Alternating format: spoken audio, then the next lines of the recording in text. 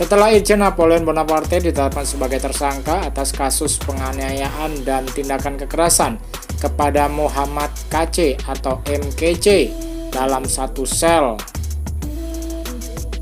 kini Irjen Napoleon Bonaparte harus mempertanggungjawabkan semua tindakannya terhadap MKC. Jenderal berpangkat 2 ini harus menerima segala konsekuensi, termasuk bullying dan beberapa hujatan yang diterimanya atas netizen yang menyebutkan bahwa tindakannya tidak manusiawi sekali.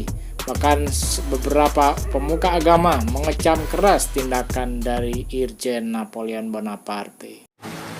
Jenderal koruptor aja udah cukup keras. Sekarang jenderal koruptor dan jenderal tokai Bapak itu.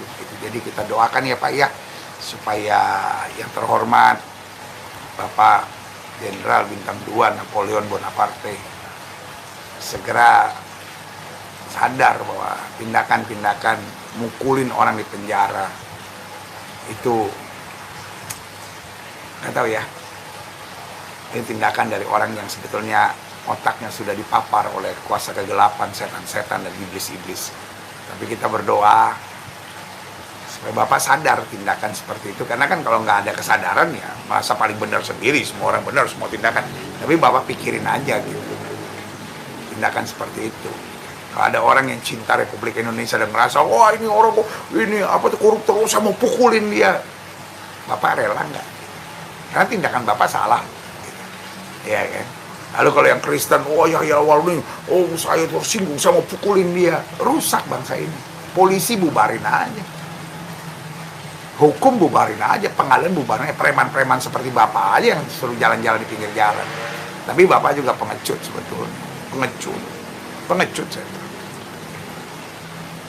Nggak berani berantem sama Pak KC aja, Bapak suruh pegangin, ya kan. Jadi nilai Bapak langsung kita tahu lah. Jadi kita doakan supaya hal-hal baik boleh terjadi, dan kita berdoa supaya oknum-oknum polisi seperti ini semakin berkurang lah di bangsa ini, karena kasihan gitu polisi yang berjuang setengah mati, polisi yang bekerja baik, rusak namanya cuman gara-gara jenderal koruptor, jenderal tokai ini gitu.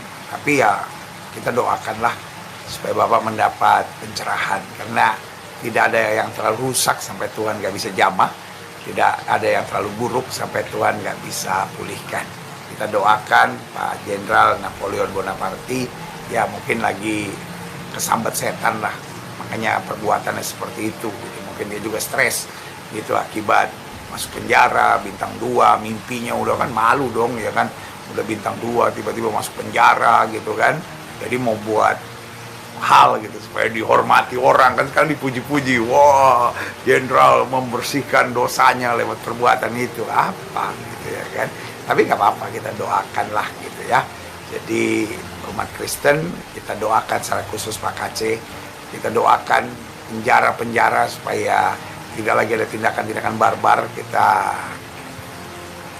doakan supaya orang-orang yang dalam hatinya dikuasai oleh kebencian dan roh-roh keji seperti ini mengalami jamahan Tuhan. Dan buat keluarga Pak KC, langkah memang berat, ada jalan yang mungkin kurang berhikmat dalam sikapnya, tapi Tuhan Yesus akan kuatkan melewati semuanya. Dan Alkitab bilang, melewati lembah kekelaman aku tidak takut bahaya, gadamu dan tongkatmu menjadi penghiburan bagi aku.